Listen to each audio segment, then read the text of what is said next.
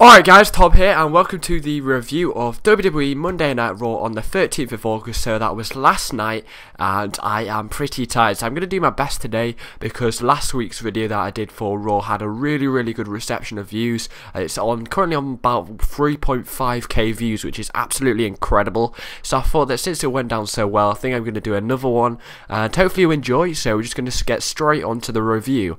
And the past few weeks I felt, is it really worth having 3 hours of Monday Night Raw spread out and having slightly okay Monday nights but not great? But this week my view has completely changed because last week I went away with it like, that was shit. It wasn't that good. It was average. It was probably a little bit over average, but it wasn't that good. But this week they just released everything out of the tank. You'd think they'd be saving everything for SummerSlam, but they literally did everything they could do to get the views in before SummerSlam. It was crazy. It was a really good night. It's the best Raw I've seen for ages, about a few months now, and it was really good. I would give it an 8.5 out of 10 maximum. That's a really good review for Raw, because if you compare that to PPVs and stuff, which you'd be thinking about 9.5s, it was up there with nearly PPV matches. It was a really good show. Okay, so sit tight and I'll basically tell you what everything happened on the night. And we started off with some crazy pyros. I'm not sure if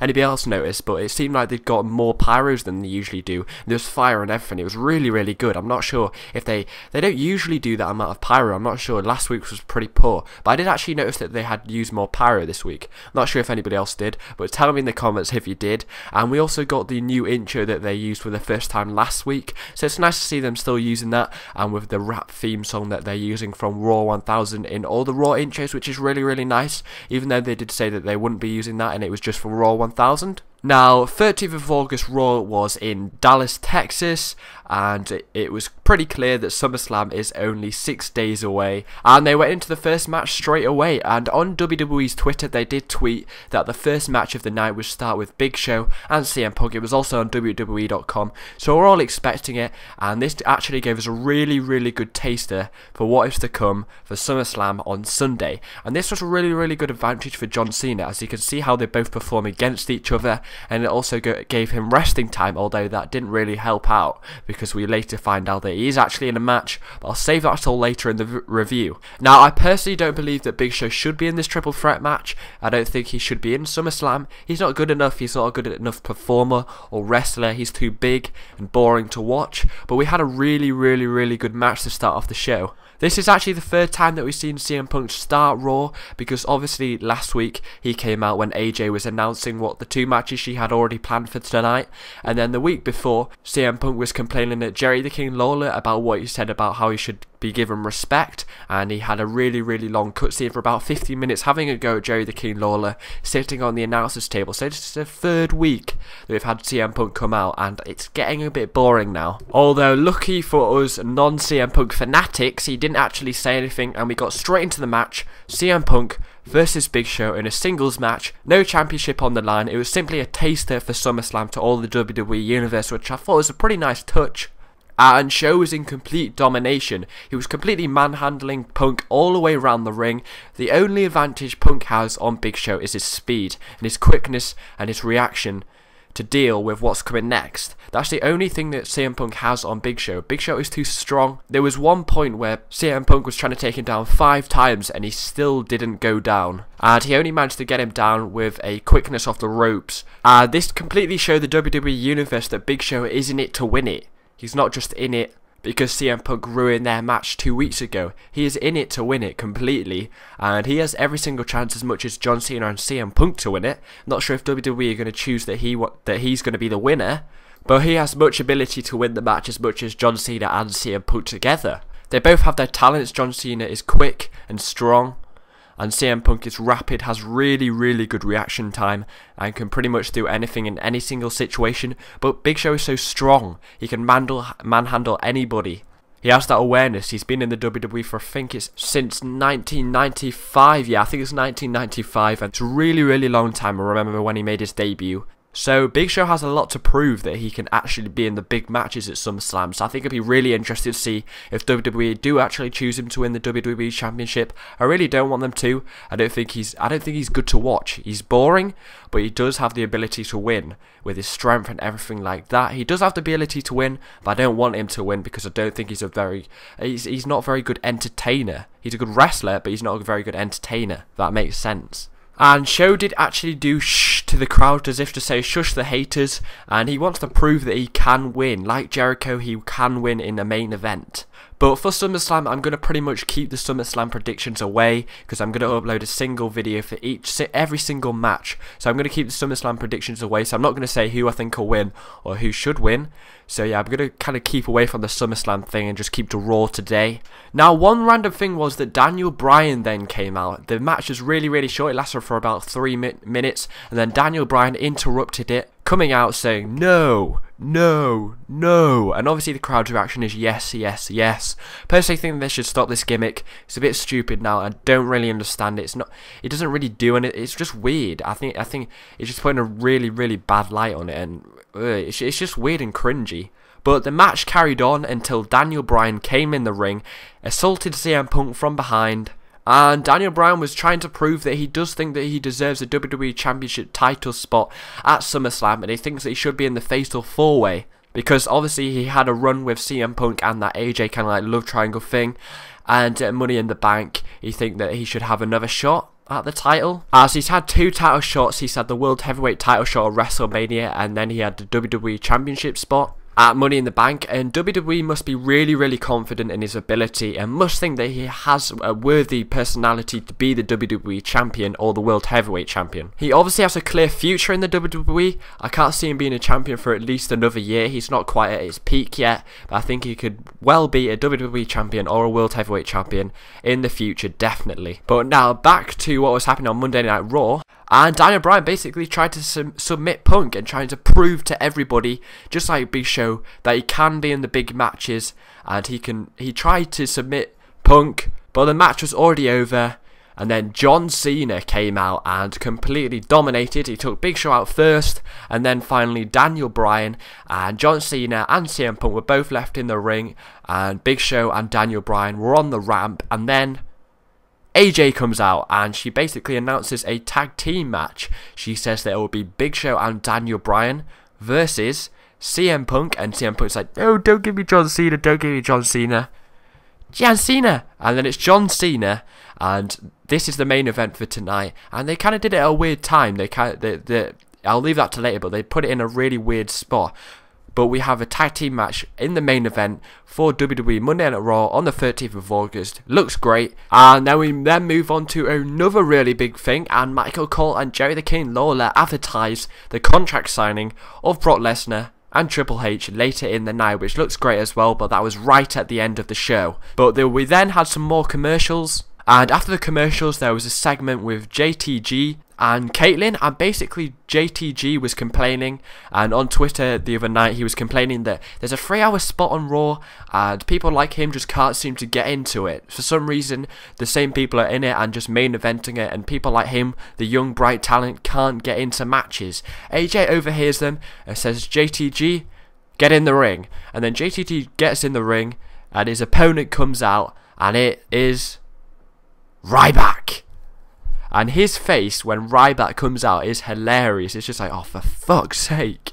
And you can pretty much guess the outcome of this match. I was really, really wanting JTG to win, some new young talent that actually finally beats Ryback, somebody that is undefeated in so long. It's ridiculous how long his streak is going to last, and every single week we get Ryback fighting, and you think, oh, maybe this guy's going to win, and he just goes on and on and on, and nobody ever does, and it's just getting ridiculous now. They really need somebody to step up and to beat him, a nice, bright, young talent. Well, basically, Ryback is amazing from the start. He doesn't even let JTG start. Ryback's a weird character, really. He's not heel, he's not face. He gets the Goldberg chance. They kind of make him trying to do the Goldberg character. Always winning, going on a massive streak. Strong, not too scary, but amazingly strong and powerful. But straight from the bat, basically Ryback gives him a knee hook clothesline and then finally a power bomb. The match lasts hardly any time at all, gets the pin, 1, 2, 3, Ryback wins yet again. Not sure how long this streak is going to last, but they really need somebody else to win, and it's getting so boring. They do it week in, week out, and somebody needs to beat Ryback, a young bright talent, please WWE. We then get a little bit of an advert to say that Roddy Piper, the Scottish Beast, is here. And we get a choice of who we choose on Twitter, who we want to be in the Piper's Pit. We have a choice of Y2J Jericho, The Miz, or Dolph Ziggler, and I definitely chose Jericho. I'm not sure if these votes actually count or if they just make them off the spot, because I think what happened after, the scripting and everything would have been so hard to do in about 2 minutes after finding out who would actually be the person that starred on the show. But we got everybody out anyway, so it was a bit of a disaster. But I'm pretty sure that they don't use the votes and they make up the results themselves, which I think is a bit stupid really. What's the point? But I do believe that they make it up themselves and not look at the Twitter at all. Then after the commercial, and we had another commercial, we have so many on WWE Monday Night Raw since it's now a 3-hour show, which is ridiculous, but I suppose it has to be done to make the money. But then we got an advert for Santino Marella versus Cesaro for the United States Championship, but it's in the pre-show, so it's not that good. Not really a really good announcement, because most people won't even be able to see it. But I guess it's nice to have that championship up. I personally think Santino Marella as a champion is ridiculous, immature, and he's not a champion at all. He's hideous. He can't even wrestle. He couldn't even climb the ladder in the Money in the Bank match. He had like 3 attempts and he just got scared and went down. He used a stupid sock, like a socko for Cactus Jack. It's ridiculous. I don't even think WWE should employ him. He's a bit embarrassing really. He plays the character well, but he's not a wrestler. He's a good actor, but he's not a wrestler at all. Making him a champion was the worst idea ever. It's probably a worse idea than if they ever made Hornswoggle the GM of WWE or the COO of Raw. They just really need to get Cesaro the champion and get somebody else in there and make the United States champion big again instead of having to squeeze it into the pre-show, which is a bit stupid. So I really think that they should make the United States championship big again, like when Kofi Kingston had it. Come on, Kofi Kingston was a great champion. These two guys, they're not faces. Santino Marella is arguably a face, but he's popular within the WWE universe. He's funny, but he's not a face for a wrestler reason. He's funny. He's a face because his character is hilarious, he's Italian, he's something new, but he's not face. I wouldn't say he was face. And Cesaro obviously is a heel, not a very nice guy, a bit of a show off, a bit cocky, and he's just come out. Apparently he's a rugby player. He's not a rugby player at all. It's just a WWE story. Looks a bit stupid with how he wears the rugby gear in the ring, but that match should be pretty interesting. Hopefully we get a new champion in Cesaro and then get another champion after that, because I wouldn't like to see either of these guys the champion, to be honest. I think Cesaro, having him the champion, would give it a little bit more boost to the championship. So it would be nice to see who comes out the winner. So swiftly moving on. Then we get a little bit of a segment showing Roddy Piper, which gets a little bit of a cheer, and then it goes on to HBK, and then it gets a really big delayed cheer for some reason, and it shows HBK answering the phone. Piper tries to talk to him, and it looks like HBK is talking to a lawyer or something. Not particularly sure, but I get the idea that WWE are trying to make HBK more involved in the SummerSlam match between Triple H and Brock Lesnar than we actually first expected. But we'll get more news on that later in the night, of course. We then go to the ring, and it shows Heath Slater chatting shit to the WWE Universe as usual. The one-man band. And then R-Truth comes out for his singles match against Heath Slater, and of course he's not in a tag team match this week because Kofi Kingston is on tour in Saudi Arabia, I believe. I can't really remember. It's in a country like that, I think. And R-Truth was completely all over him. Heath Slater's helpless, and I think R-Truth won him in about a minute and a half. It was a really good win.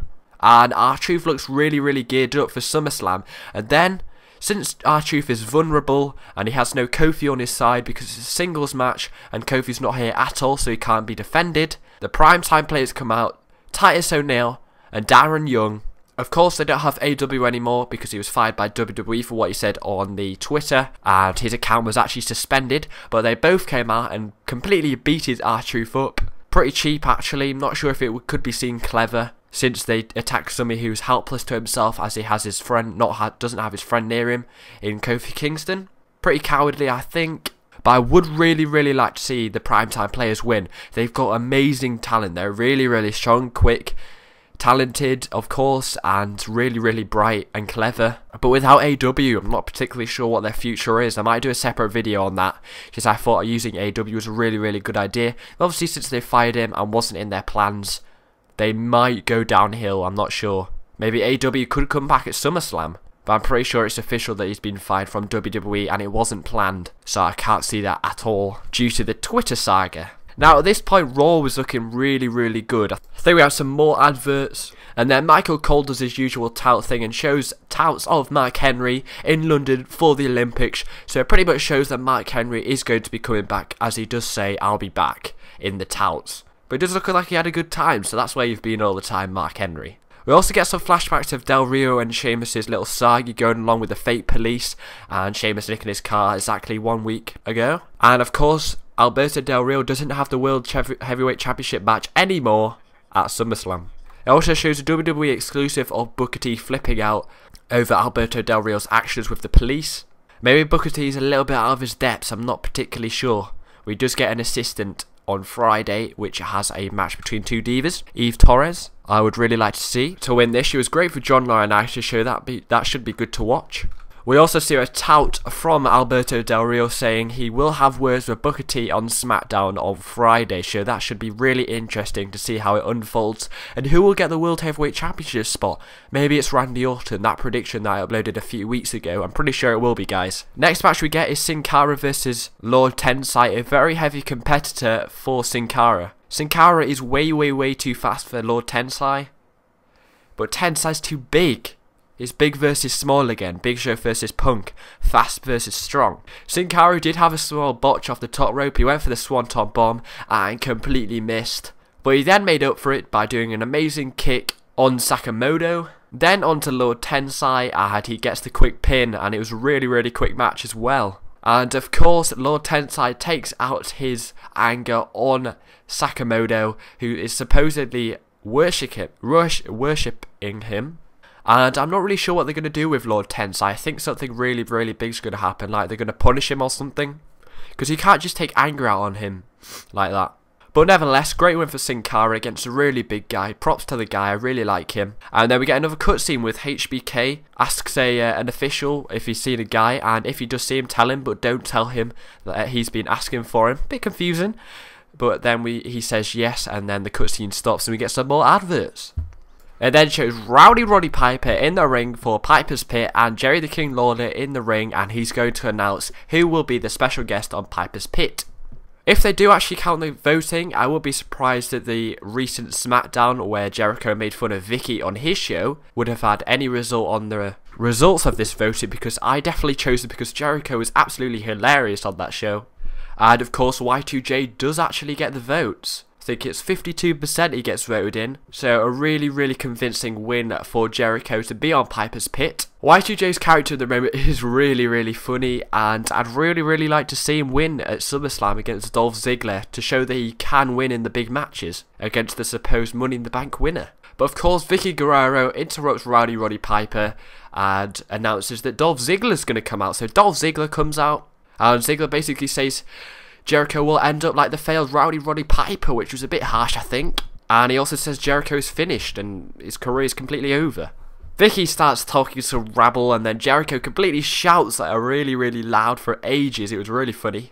And Jericho says that he'll beat Dolph Ziggler or Ziggy at SummerSlam. The Miz then comes out mocking Jericho and says that he's kind of like Ziggler, because they can both win the big one, but he kind of says that he's won more than Ziggler because he's that kind of guy.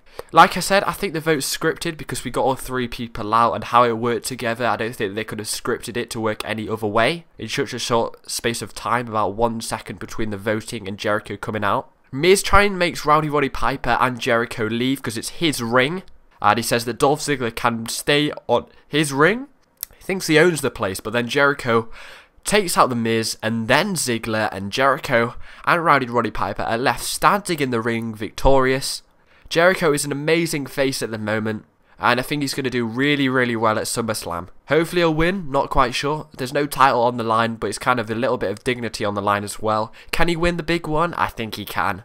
We then get a triple threat match between Jericho, Y2J, Dolph Ziggler, and The Miz. Jericho has a lot to prove, but also Miz and Dolph Ziggler do, just to prove that they can be in the big one as well. It was basically Dolph and The Miz versus Chris Jericho. They were teaming up ridiculously, but that all went to pot sooner or later, as when Dolph Ziggler went for the pin, Miz rolled him off. Had a slight argument, but it was all sorted. Jericho used a little plastic thing on the announcer's table to whack both of them with, which was quite cool. But it shortly turned out to be a triple threat match as well, as they'd both given up working together. As they never seem to work in triple threat matches when two people work together, because there's obviously always going to be one person that needs to pin.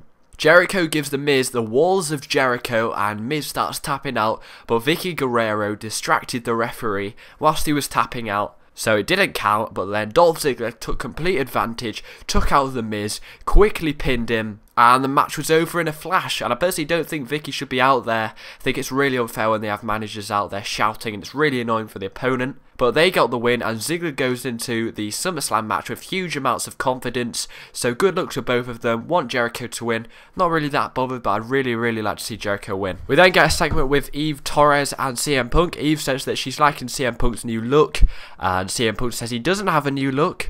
Eve also says that nobody believes that CM Punk is the best in the world, and she says that Cena is the best in the world. CM Punk gets angry, and he says that he's going to go and tell Cena. We then get a really, really, really long catch-up of the night so far. I think that Raw were running a little bit too ahead, as the show did actually end up finishing in 3 hours, and the last few weeks it's actually ended in 3¼ hours. We then get another segment where it shows HBK, Shawn Michaels, and he accidentally bumps into Cena, and he looks a bit edgy. CM Punk then appears behind John Cena after HBK's left and apologised. CM Punk basically says he's the best in the world, and SummerSlam is all about CM Punk, and Cena is too self-centered, and it should be all around CM Punk and not Cena. CM Punk leaves, and Cena smiles. We also get some more adverts, and in them adverts there is a Wade Barrett advert.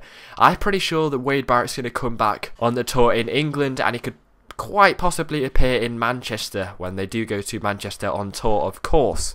We then get a Divas match. Caitlyn and Layla, the Divas champion, versus Eve Torres and Beth Phoenix.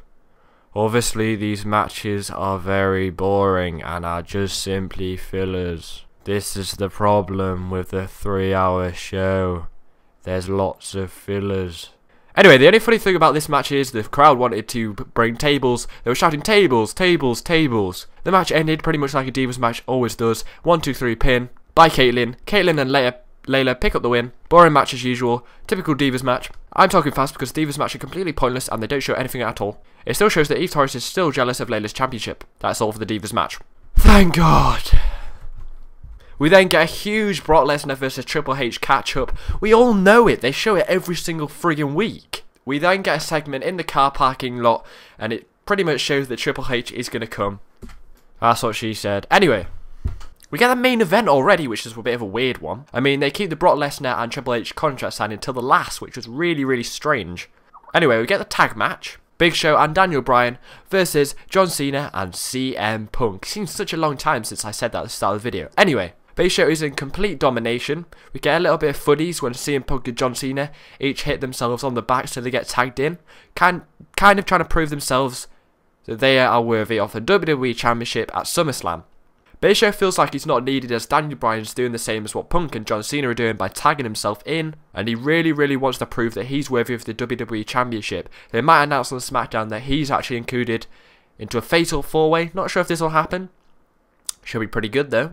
Maybe Booker T makes him the #1 contender going into SummerSlam for the World Heavyweight Championship against Sheamus. That would be pretty good, but he's already had it at WrestleMania and lost in 18 seconds. Big Show goes and sits on a chair as Daniel Bryan's not giving him any chance whatsoever to be in the match after his little domination at the start, so he sits next to the announcer's table and just watches on by.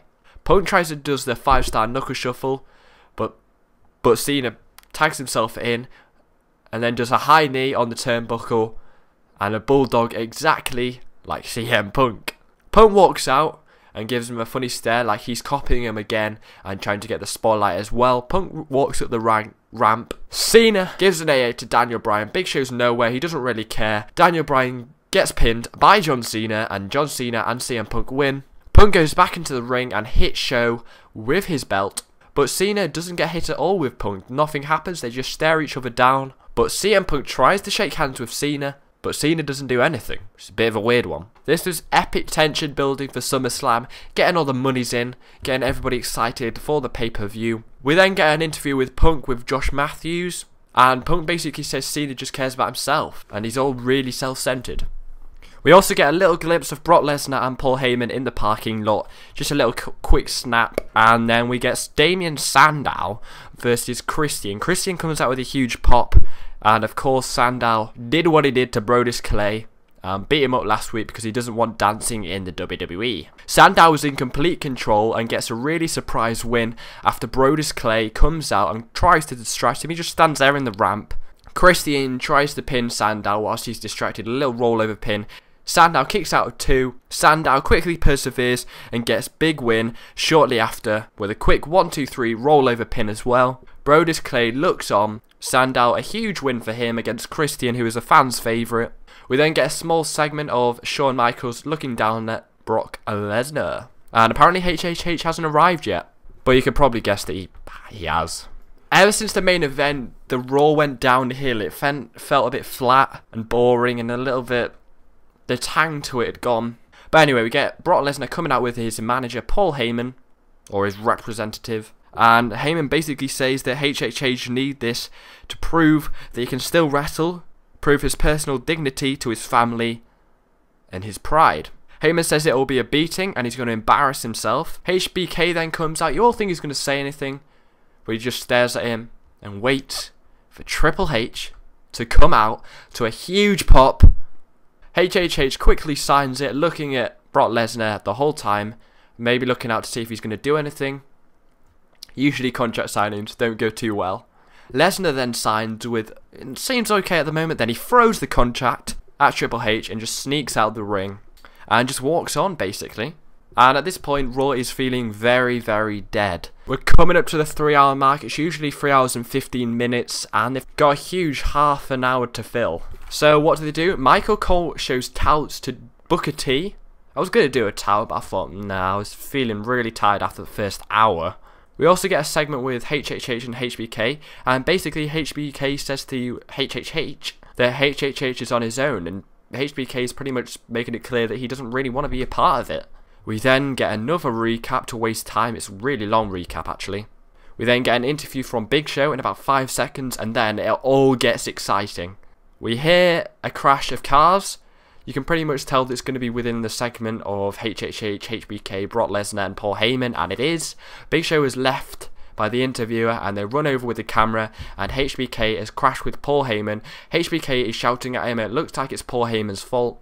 Lesnar then grabs HBK and smashes into the camera. The camera goes black, which I thought was a bit stupid, and then you can just hear like loads of tape and like doors crashing and everything, and it feels like he's been abducted. And I first thought that the next time you see him would be at SummerSlam, but in fact after the commercials you see AJ distressed and HHH distressed as well, shouting at himself, feeling like it's his fault. And then Michael Cole and Jerry are really serious, but the people behind them are just like smiling and laughing, which is quite funny. They were acting as if he's dead. But anyway, you see Lesnar coming out from the side of the arena with HBK on his shoulders. He brings him to the ring, chucks him in the ring, gives him an F5. Paul Heyman's there as well. Kind of feels like they've planned it all along. Not sure if they did or not. And Brock Lesnar tries to break Shawn Michaels' arm. HHH comes running, but Paul Heyman stops him where he is, and he says that if Triple H makes one more move, Brock Lesnar will break his arm. But Brock Lesnar broke it anyway, and Paul Heyman flips, and he's like, shit, she broke his arm, and the tension is huge, everything is building for SummerSlam. This Raw was amazing, 8.5 out of 10, crazy racing, I thought it was awesome. You gotta watch it if you like this review. Thanks for watching, really good match. The main event was a little bit disappointing, but this contract thing and the abduction and everything was really good. Thanks for watching, hope you enjoyed 30 minutes of crazy review. Thanks for watching, I've said it a million times, but yeah, watch it, it was really good, and goodbye.